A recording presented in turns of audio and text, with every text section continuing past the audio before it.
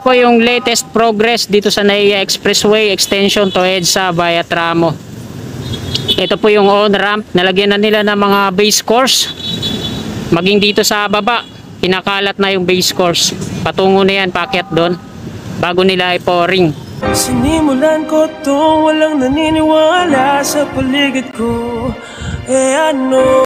Good day mga kasikap, nandito po tayo sa may southbound EDSA at patungo tayo sa may NAIA Expressway pang mag-update kung ano na po yung lagay ngayon. So yan, susungin natin tong sobrang traffic dito sa kabaan ng southbound EDSA.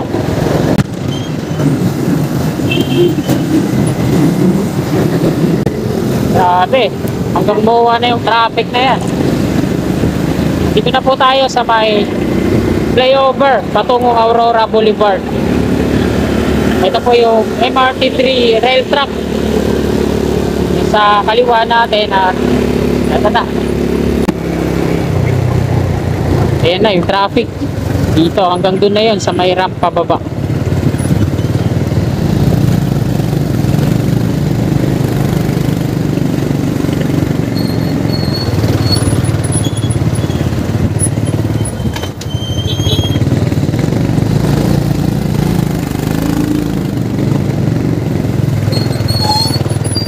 Dito tayo.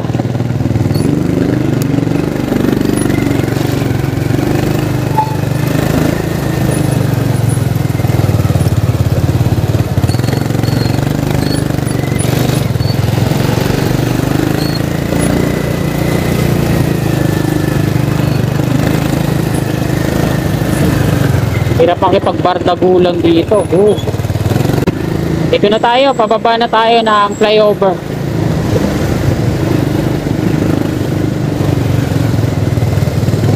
Grabe traffic dito, pati dito sa baba, sa kaliwa, ay sa kanan.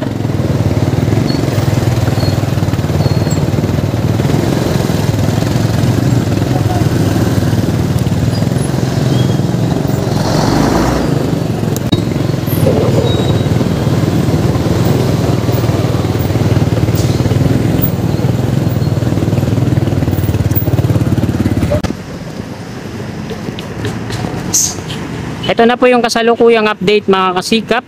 Ayan yung sa kanan, palabas ng EDSA. Sa kaliwa, yan yung mga patungong NAIA Airport Road. Dito yung barracks nila. At dito naman, ito na mga kasikap, yung on-ramp. Ito na po yung update nya. Latest progress. Yung sa kanan, patungo po yan ng expressway. NAIA Airport Road. Sa kaliwa yan yung mga palabas ng EDSA at ito na. Naglalagay na sila ng base course at last na to, pouring na yan para sa pavement.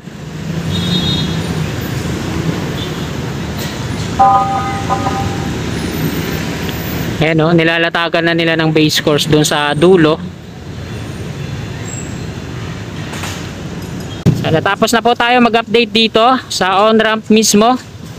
Babaybayin naman natin dito sa kanang bahagi ng Aurora Boulevard patungo dun sa expressway.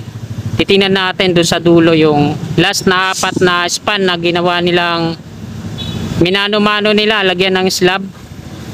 So tara, let's go!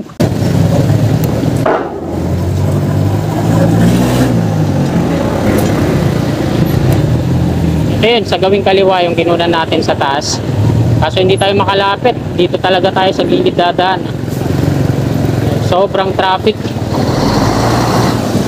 Hanggang doon na po yun sa may expressway.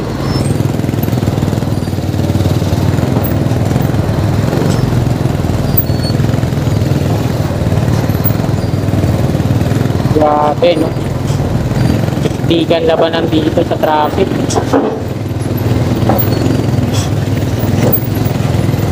Ito yung viaduct niya mula dito sa apartment. Patungo na yan doon sa NAIA Expressway.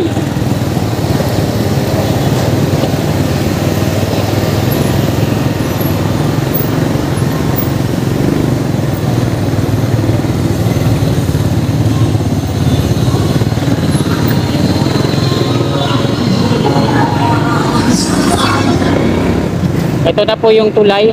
So, lagay na ang ilog. Medyo malinis naman tingnan.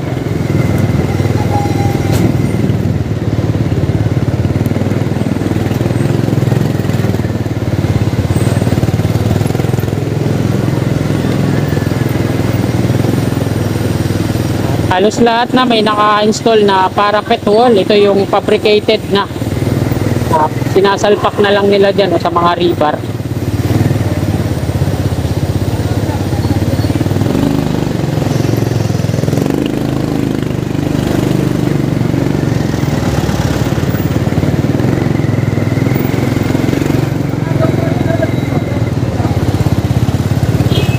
Wala na, corner na tayo dito.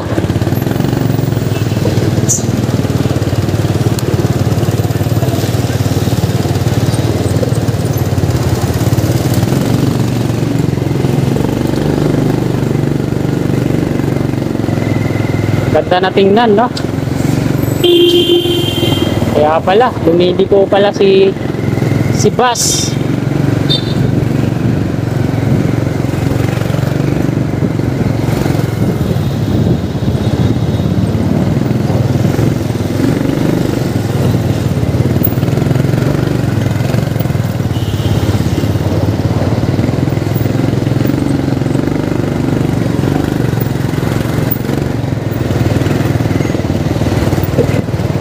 Dito na tayo sa NAIA Expressway. Ayun po yung expressway sa unahan. Mula Gate 3 Plaza yan hanggang Makapagal. So sa part na to, yung pakanan, yung viaduct niya, in-installan na rin ng mga parapet.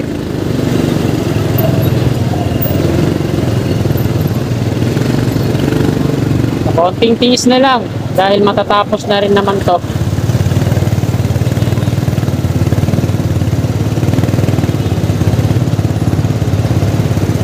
Nakakanan, may nakabara na ano, oil tanker. Sige, dikit mo pa.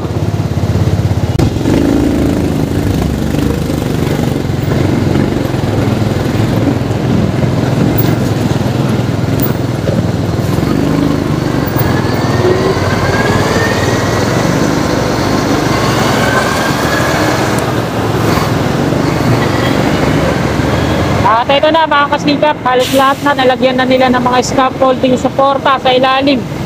At ito na yung last na apat na span patungo dito sa may dugtungan. Yan. Nalagyan na nila ng mga rebar yan sa taas. Storing na lang yung kulang. Nakaliwa na ako dito.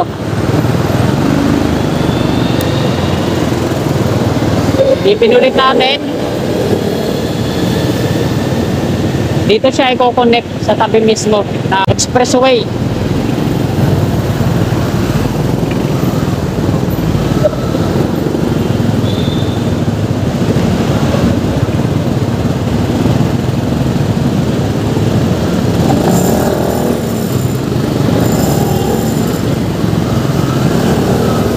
At Masdan na yung natin.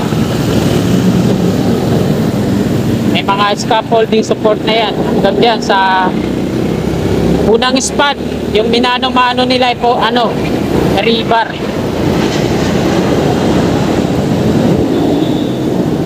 At nandito na po tayo sa may Andros Avenue. Ito po yung Philippine Airlines sa gawing kanan natin. At kagaya nga po ng mga vlog natin na nauna lagi, nauna nating mga update, doon tayo mag-e-end sa may NAIA Terminal 3. Yung construction ng pagpapalaki ng mga drainage dito sa kanan, sa tabi lang po ito ng Philippine Airlines.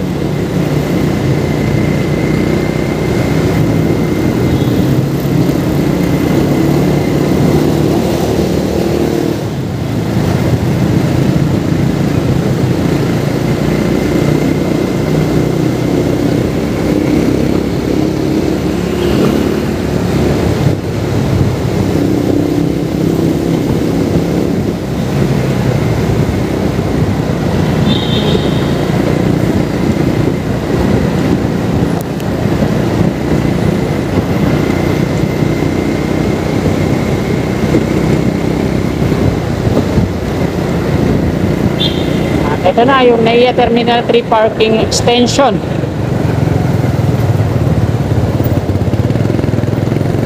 Sa unahan natin, ayan yung Nichols Circle.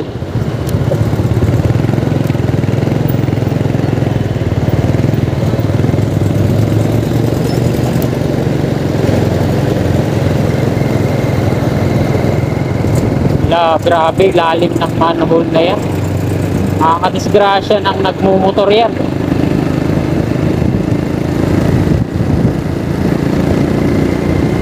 Ito po yung expressway patungong gate 3. Konektado yan sa Skyway Stage 1 at Stage 3.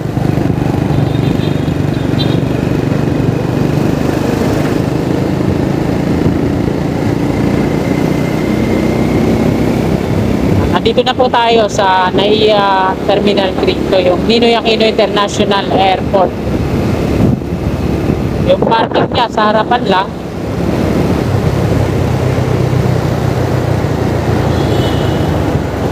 Paano mga kasikap, dito na po nagtatapos tong video na to. Kung nagustuhan nyo po yung vlog natin, ayan, click lang po natin yung like at yung subscribe button dyan sa baba at yung katabi niyang bell. Bell all po natin para always updated po lagi tayo sa mga bago ko pang paparating na video. Maraming salamat po. Lagi po tayong mag-iingat and God bless po sa ating lahat. Sulatan ko lahat ng mga blanco